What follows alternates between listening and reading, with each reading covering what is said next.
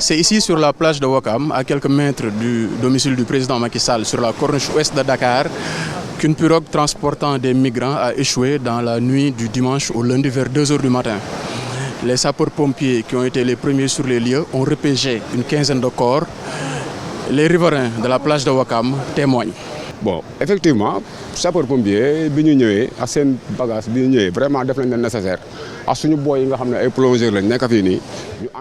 Les sapeurs-pompiers sont venus avec leurs équipements, des plongeurs, et ils ont vraiment fait le nécessaire. Les jeunes pêcheurs et plongeurs qui étaient de la localité se sont joints à eux et ils ont repêché plusieurs corps.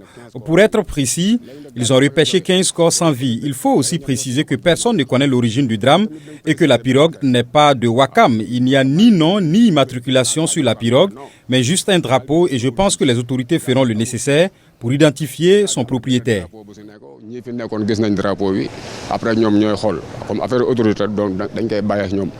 Souvent pointé du doigt dans cette recrudescence de l'immigration clandestine, les pêcheurs rejettent la faute sur l'État.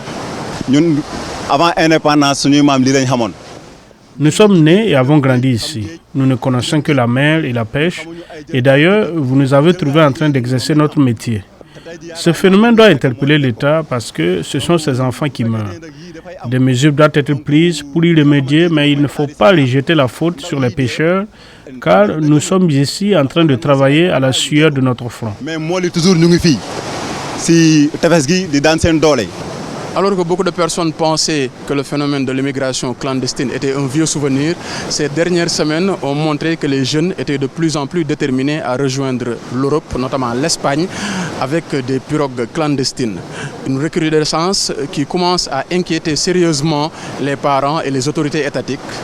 Et malgré les nombreux plans de jeunes et les nombreux investissements consentis, l'immigration clandestine est de plus en plus présente au Sénégal. Seydina Abba Gueye pour VOA Afrique, Dakar.